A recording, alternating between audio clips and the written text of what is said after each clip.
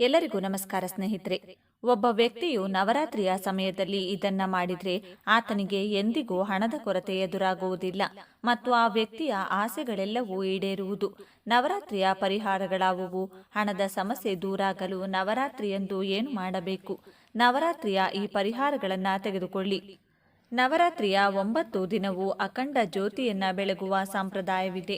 ಅಖಂಡ ಜ್ಯೋತಿ ಎಂದರೇನು? ಅಖಂಡ ಜ್ಯೋತಿಯನ್ನ ಬೆಳಗುವುದು ಹೇಗೆ? ಅಖಂಡ ಜ್ಯೋತಿ ಬೆಳಗುವಾಗ ಅಥವಾ ದುರ್ಗೆಗೆ ದೀಪ ಹಚ್ಚುವಾಗ ಅಪ್ಪಿತಪ್ಪಿಯೂ ಈ ತಪ್ಪುಗಳನ್ನು ಮಾಡಲೇಬೇಡಿ. ಸನಾತನ ಧರ್ಮದಲ್ಲಿ ದೀಪವನ್ನ ಜ್ಞಾನದ ಬೆಳಕು ಮತ್ತು ಬೆಳಕಿನ ಸಂಕೇತವೆಂದು ಪರಿಗಣಿಸಲಾಗಿದೆ. ನಾವು ದೇವರಿಂದ ಸಂಪೂರ್ಣ ಜ್ಞಾನವನ್ನ ಪಡೆಯುತ್ತೇವೆ. ಅದಕ್ಕಾಗಿಯೇ ಹಿಂದೂ ಧರ್ಮದಲ್ಲಿ ದೇವರಿಗೆ ದೀಪ ಬೆಳಗುವ ಪದ್ಧತಿ ಇದೆ. ಅದು ಪೂಜೆಯಾಗಲಿ ಅಥವಾ ಯಾವುದೇ ಸಮಾರಂಭದ ಆರಂಭವಾಗಲಿ ಎಲ್ಲ ಶುಭ ಕಾರ್ಯಗಳಲ್ಲಿ ದೀಪಗಳನ್ನು ಹಚ್ಚಲಾಗುತ್ತದೆ. ನವರಾತ್ರಿಯ ಕಳಶ ಸ್ಥಾಪನೆಯಷ್ಟೇ ಮಹತ್ವವನ್ನ ಅಖಂಡ ಜ್ಯೋತಿಯು ಪಡೆದುಕೊಂಡಿದೆ. ತಾಯಿಯ ಪೂಜೆಯ ಸಮಯದಲ್ಲಿ ದೀಪವನ್ನ ಬೆಳಗಿಸುವ ಮೂಲಕ ದುರ್ಗೆಯು ಭಕ್ತರ ಮೇಲೆ ಬಹುಬೇಗ ಸಂತೋಷಗೊಳ್ಳುತ್ತಾಳೆ ಮತ್ತು ಅವರ ಎಲ್ಲ ದುಃಖಗಳು ದೂರವಾಗುವಂತೆ ಆಶೀರ್ವದಿಸುತ್ತಾಳೆ ಎನ್ನುವ ನಂಬಿಕೆ ಇದೆ. ಆದರೆ ದೀಪವನ್ನ ಬೆಳಗಿಸಲು ಕೆಲವು ನಿಯಮಗಳಿವೆ. ಆ ನಿಯಮಗಳಾವುವು ನೋಡೋಣ. ಅದಕ್ಕೂ ಮುಂಚೆ ನೀವಿನ್ನು ಚಾನಲ್ಗೆ ಸಬ್ಸ್ಕ್ರೈಬ್ ಆಗಿಲ್ಲ ಅಂದರೆ ಈಗಲೇ ಸಬ್ಸ್ಕ್ರೈಬ್ ಆಗಿ, ಹಾಗೆ ವಿಡಿಯೋಗೆ ಲೈಕ್ ಮಾಡಿ, ವಿಡಿಯೋ ಸ್ಕಿಪ್ ಮಾಡದೆ ಕೊನೆ ತನಕ ನೋಡಿ. ಎಲ್ಲರೂ ಭಕ್ತಿಯಿಂದ ಜೈ ದುರ್ಗಾದೇವಿ ಅಂತ ಕಮೆಂಟ್ ಮಾಡಿ. ಈ ಪಾತ್ರೆಯಲ್ಲೇ ದೀಪವನ್ನ ಬೆಳಗಿ. ಸಾಮಾನ್ಯವಾಗಿ ಜನರು ನವರಾತ್ರಿಯ ಸಮಯದಲ್ಲಿ ಹಿತ್ತಾಳೆ ದೀಪದಲ್ಲಿ ಅಖಂಡ ಜ್ಯೋತಿಯನ್ನ ಬೆಳಗಿಸುತ್ತಾರೆ. ಆದರೆ ಅದರ ಅನುಪಸ್ಥಿತಿಯಲ್ಲಿ ಮಣ್ಣಿನ ಪಾತ್ರೆಯಲ್ಲಿ ದೀಪವನ್ನ ಹಚ್ಚುವುದು ಮಂಗಳಕರವೆಂದು ಪರಿಗಣಿಸಲಾಗಿದೆ. ಪ್ರತಿಜ್ಞೆ ತೆಗೆದುಕೊಳ್ಳಿ. ಹಿಂದೂ ಧರ್ಮಗ್ರಂಥಗಳ ಪ್ರಕಾರ ನವರಾತ್ರಿಯಲ್ಲಿ ಅಖಂಡ ಜ್ಯೋತಿಯನ್ನ ಬೆಳಗಿಸುವ ಮೊದಲು ನಿಮ್ಮ ಮನಸ್ಸಿನಲ್ಲಿ ಒಂದು ನಿರ್ಣಯವನ್ನ ತೆಗೆದುಕೊಳ್ಳಿ ಮತ್ತು ಓ ತಾಯಿಯೇ, ನಮ್ಮ ಇಷ್ಟಾರ್ಥಗಳನ್ನು ಬೇಗನೆ ಈಡೇರಿಸು ಎಂದು ಮಾತೃದೇವಿಯನ್ನ ಭಕ್ತಿಯಿಂದ ಬೇಡಿಕೊಳ್ಳಿ. ದೀಪವನ್ನ ನೆಲದ ಮೇಲೆ ಇಡದಿರಿ. ನವರಾತ್ರಿಯ ಸಮಯದಲ್ಲಿ ಬೆಳಗಿದ ಅಖಂಡ ದೀಪವನ್ನ ಎಂದಿಗೂ ನೆಲದ ಮೇಲೆ ಇಡಬಾರದು. ನೀವು ಈ ದೀಪವನ್ನು ಮರದ ಹಾಸಿಗೆ ಮೇಲೋ, ಮಣೆಯ ಮೇಲೋ ಅಥವಾ ಧಾನ್ಯಗಳ ರಾಶಿಯ ಮೇಲೋ ಇಡಬಹುದು. ಅಷ್ಟದಳವನ್ನ ಬಿಡಿಸಿ ಅಖಂಡ ಜ್ಯೋತಿಯನ್ನ ದುರ್ಗಾದೇವಿಯ ಮುಂದೆ ಹಾಸಿನ ಮೇಲೆ ಅಥವಾ ಸ್ತಂಭದ ಮೇಲೆ ಅಷ್ಟಭುಜಾಕೃತಿಯಲ್ಲಿ ಇರಿಸಿ. ನೀವು ಈ ಅಷ್ಟದಳವನ್ನ ಗುಲಾಬಿ ಬಣ್ಣದಿಂದ ಅಥವಾ ಬಣ್ಣದ ಅನ್ನದಿಂದ ತಯಾರಿಸಬಹುದು. ದೀಪದ ಬತ್ತಿ ಹೀಗಿರಲಿ. ನವರಾತ್ರಿಯ ಸಮಯದಲ್ಲಿ ಅಖಂಡ ಜ್ಯೋತಿಯನ್ನು ಅಥವಾ ದೇವಿಗೆ ದೀಪವನ್ನ ಬೆಳಗುತ್ತಿದ್ರೆ ಆ ಸಮಯದಲ್ಲಿ ದೀಪದ ಬತ್ತಿಯಾಗಿ ರಕ್ಷಾ ಸೂತ್ರವನ್ನ ಬಳಸಬೇಕು. ರಕ್ಷಾ ಸೂತ್ರವೆಂದರೆ ಕಲವ ದಾರವನ್ನ ಮಾತ್ರ ದೀಪದ ಬತ್ತಿಯಾಗಿ ಬಳಸಬೇಕು ಎನ್ನುವುದನ್ನು ಗಮನದಲ್ಲಿಟ್ಟುಕೊಳ್ಳಿ. ಈ ಎಣ್ಣೆಯಿಂದಲೇ ದೀಪ ಬೆಳಗಿ. ದೀಪದ ಜ್ವಾಲೆಯು ಆರಿ ಹೋಗಿದೆ. ಬೆಳಗುತ್ತಿರಲು ಶುದ್ಧ ಹಸುವಿನ ತುಪ್ಪವನ್ನ ಬಳಸುವುದು ಉತ್ತಮ.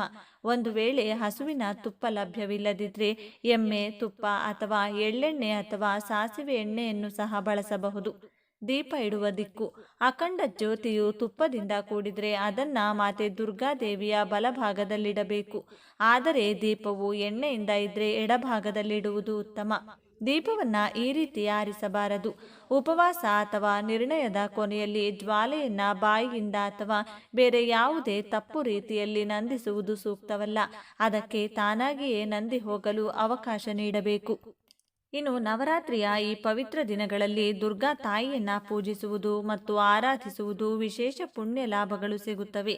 ಆದಾಗ್ಯೂ ಈ ದಿನಗಳಲ್ಲಿ ಕೆಲವು ವಿಶೇಷ ಕ್ರಮಗಳನ್ನು ಕೈಗೊಂಡ್ರೆ ದುರ್ಗಾದೇವಿಯು ಆ ವ್ಯಕ್ತಿಯ ಎಲ್ಲ ರೀತಿಯ ಈಡೇರದ ಆಸೆಯನ್ನ ಪೂರೈಸುತ್ತಾಳೆ.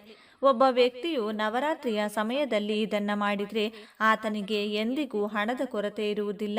ಮಾತೃದೇವಿಯ ಮುಂದೆ ಸಂಕಲ್ಪವನ್ನ ತೆಗೆದುಕೊಂಡು ಪ್ರಾಮಾಣಿಕ ಹೃದಯದಿಂದ ಪೂಜಿಸುವ ಮೂಲಕ ಈಡೇರದ ಆಸೆಯು ಈಡೇರುತ್ತದೆ. ಅಖಂಡ ಜ್ಯೋತಿ. ನವರಾತ್ರಿಯ ದಿನಗಳಲ್ಲಿ ಅಖಂಡ ಜ್ಯೋತಿಯನ್ನ ಪ್ರತಿ ಹಿಂದೂ ಮನೆಯಲ್ಲಿ ಪೂಜೆ ಆರಾಧನೆಯೊಂದಿಗೆ ಬೆಳಗಿಸಲಾಗುತ್ತದೆ. ಆದರೆ ದೇವಿಯನ್ನ ಮೆಚ್ಚಿಸಲು ನೀವು ಅವಳ ಮುಂದೆ 9 ಮಣ್ಣಿನ ದೀಪಗಳಲ್ಲಿ ಅಂದರೆ ಅಖಂಡ ಜ್ಯೋತಿಯನ್ನ ಬೆಳಗಿಸಿದ್ರೆ ವಿಶೇಷ ಫಲಿತಾಂಶಗಳನ್ನು ಪಡೆಯುವಿರಿ. ಈ ಜ್ಯೋತಿಯು ಎಂದಿಗೂ ನಂದಿಸಬಾರದು ಎಂಬುದನ್ನು ನೆನಪಿನಲ್ಲಿಡಿ. ಯಾವುದೇ ಹರಕೆ ಅಥವಾ ಬಯಕೆ ಇರಲಿ, ನಿಮ್ಮ ಕೈಯಲ್ಲಿ ನೀರನ್ನು ತೆಗೆದುಕೊಂಡು ಅದನ್ನು ದೀಪದ ಬಳಿ ಇಡಿ. ಹನುಮಂತನನ್ನ ಆರಾಧಿಸಿ. ನವರಾತ್ರಿಯ ಸಮಯದಲ್ಲಿ ಪ್ರತಿದಿನ ಹನುಮಂತನನ್ನ ಭಕ್ತಿಯಿಂದ ಪೂಜಿಸಿ. ಈ ಸಮಯದಲ್ಲಿ ವೀಳ್ಯದ ಎಲೆಯನ್ನ, ಸಕ್ಕರೆ, ಕ್ಯಾಂಡಿಯನ್ನ ದೀರ್ಘವಾಗಿರಿಸಿರಿ ಮತ್ತು ಅದನ್ನ ಹನುಮಂತನಿಗೆ ಅರ್ಪಿಸಿ. ಇದನ್ನ ಮಾಡುವುದರಿಂದ ಒಬ್ಬ ವ್ಯಕ್ತಿಯು ಎಲ್ಲ ರೀತಿಯ ತೊಂದರೆಗಳಿಂದ ಸ್ವಾತಂತ್ರ್ಯವನ್ನ ಪಡೆಯುತ್ತಾನೆ ಮತ್ತು ಆಸೆಗಳು ಈಡೇರುತ್ತವೆ. ಮಾತೃದೇವಿಗೆ ಇವುಗಳನ್ನ ಅರ್ಪಿಸಿ. ನವರಾತ್ರಿಯ ಸಮಯದಲ್ಲಿ ಪ್ರತಿದಿನ 5 ಒಣ ಹಣ್ಣುಗಳನ್ನು ಇರಿಸಿ ಮತ್ತು ಅವುಗಳನ್ನ ಮಾತೃದೇವಿಗೆ ಅರ್ಪಿಸಿ. ಧೂಪವನ್ನ ಸುಡುವ ಮೂಲಕ ಮಾತೃದೇವಿಯನ್ನ ಪೂಜಿಸಿ. ಇದನ್ನು ಮಾಡುವುದರಿಂದ ದುರ್ಗಾದೇವಿಯು ಆತನ ಈಡೇರದ ಆಸೆಯನ್ನ ಪೂರೈಸುತ್ತಾಳೆ. ಅಲ್ಲದೆ ನಿಮ್ಮ ಮನೆಯಲ್ಲಿ ಸಂತೋಷ ಮತ್ತು ಸಮೃದ್ಧಿಯನ್ನ ತರುತ್ತಾಳೆ. ಭೋಗವನ್ನ ನೀಡಿ. ನವರಾತ್ರಿಯ ಸಮಯದಲ್ಲಿ ದೇವಿಗೆ ಪ್ರತಿದಿನ 7 ಏಲಕ್ಕಿ ಮತ್ತು ಸಕ್ಕರೆ ಕ್ಯಾಂಡಿಯನ್ನ ಅರ್ಪಿಸಿ. ದುರ್ಗಾದೇವಿಗೆ ತಾಜಾ ವೀಳ್ಯದ ಎಲೆಗಳಲ್ಲಿ ಲವಂಗ ಮತ್ತು ಸಕ್ಕರೆ ಕ್ಯಾಂಡಿಯನ್ನ ಅರ್ಪಿಸುವ ಮೂಲಕ ಅವಳು ಬಹುಬೇಗ ಸಂತೋಷಗೊಳ್ಳುತ್ತಾಳೆ. ಸಂತೋಷ ಮತ್ತು ಅದೃಷ್ಟದ ವರವನ್ನ ಕರುಣಿಸುತ್ತಾಳೆ. ಈ ಮಂತ್ರವನ್ನ ಜಪಿಸಿ. ನವರಾತ್ರಿಯ ಸಮಯದಲ್ಲಿ ರುದ್ರಾಕ್ಷಿ ಅಥವಾ ಕೆಂಪು ಗಂಧದ ಹಾರವನ್ನ ಹಿಡಿದುಕೊಂಡು ಓಂ ದುರ್ಗಾಯೇ ನಮಃ ಎಂಬ ಮಂತ್ರವನ್ನ ಪ್ರತಿದಿನ ಪಠಿಸಬೇಕು.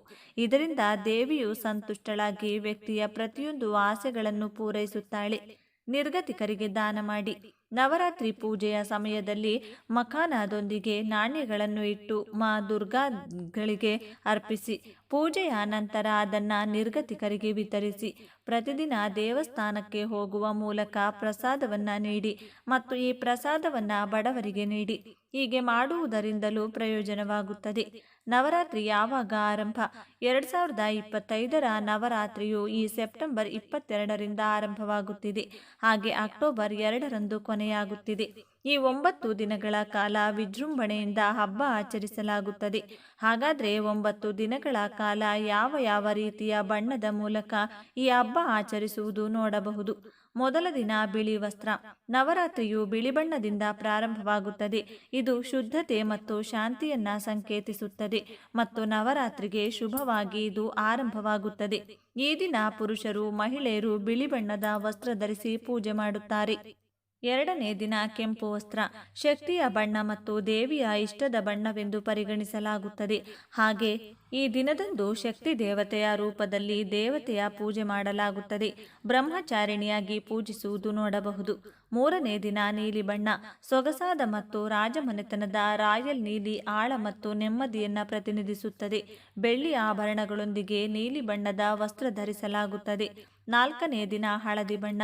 ಪ್ರಕಾಶಮಾನವಾದ ಹಳದಿ ಬಣ್ಣವು ಸಂತೋಷ ಹಾಗೂ ಆಶಾವಾದಿತನ ಪ್ರತಿನಿಧಿಸಲಿದೆ. ಚಿನ್ನದ ಬಾರ್ಡರ್ ಹೊಂದಿರುವ ಸೀರೆ ಹಾಗೂ ಪುರುಷರು ಕುರ್ತಾ ಧರಿಸಿದರೆ ಹಬ್ಬ ಮತ್ತಷ್ಟು ಸಂಭ್ರಮದಿಂದ ಕೂಡಿರಲಿದೆ. ಐದನೇ ದಿನ ಹಸಿರು ಬಣ್ಣ. ಸಮೃದ್ಧಿ ಮತ್ತು ಸಾಮರಸ್ಯವನ್ನ ಸಂಕೇತಿಸುವುದು ಹಸಿರು ಬಣ್ಣವಾಗಿದೆ. ಆರನೇ ದಿನ ಬೂದು ಬಣ್ಣ. ಕಪ್ಪು ಮತ್ತು ಬಿಳಿ ಬಣ್ಣದ ಮಿಶ್ರಣದಿಂದ ಮಾಡಲ್ಪಟ್ಟ ಬೂದು ಬಣ್ಣ. ಇದು ಪರಿಪೂರ್ಣತೆ ಹಾಗೂ ಕಾತ್ಯಾಯನಿಯಾಗಿ ಆಕೆಯನ್ನ ಪೂಜಿಸಲಾಗುತ್ತದೆ. ಏಳನೇ ದಿನ ಕಿತ್ತಳೆ ಬಣ್ಣ. ಕಿತ್ತಳೆ ಬಣ್ಣವನ್ನ ಧರಿಸಿರುವ ದುರ್ಗಾದೇವಿ, ನವದುರ್ಗಾದೇವಿಯನ್ನ ಪೂಜಿಸುವುದರಿಂದ ವ್ಯಕ್ತಿಯ ದೈಹಿಕ ಸಮಸ್ಯೆಗಳ ನಿವಾರಣೆ ಸಾಧ್ಯವಿದೆ. ಈ ಬಣ್ಣವು ಧನಾತ್ಮಕ ಶಕ್ತಿಯಿಂದ ತುಂಬಿರುತ್ತದೆ ಮತ್ತು ವ್ಯಕ್ತಿಯನ್ನ ಲವಲವಿಕೆಯಿಂದ ಇಡುತ್ತದೆ. ಈ ದಿನವನ್ನ ಮಾಕಾಳ ರಾತ್ರಿಯಲ್ಲಿ ದೈವಿಕ ಪ್ರಕಾಶವೆಂದು ಪರಿಗಣಿಸಲಾಗುತ್ತದೆ. ಎಂಟನೇ ದಿನ ನವಿಲು ಹಸಿರು. ವಿಶಿಷ್ಟ ಮತ್ತು ಬೆರಗುಗೊಳಿಸುವ ನೀಲಿ ಮತ್ತು ಹಸಿರು ಮಿಶ್ರಣವು ಪ್ರತಿಯೊಂದು ಕಾರಣ ಮತ್ತು ಋತುವಿಗೂ ಜನಸಮೂಹದ ನೆಚ್ಚಿನದು. ಮಹಾಗೌರಿ ದೇವಿಯಾಗಿ ಪೂಜಿಸಲಾಗುತ್ತದೆ.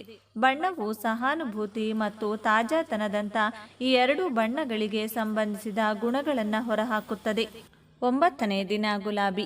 ಹಬ್ಬದ ಕೊನೆಯ ದಿನ ವಿಜಯದಶಮಿ ಎಂದು ಗುಲಾಬಿ ಬಣ್ಣದ ದೇವಿಯ ಪೂಜಿಸಲಾಗುತ್ತದೆ. ಸಿದ್ಧಿದಾತ್ರಿ ಎಂದು ಆಕೆಯನ್ನ ಕರೆಯಲಾಗಿದೆ.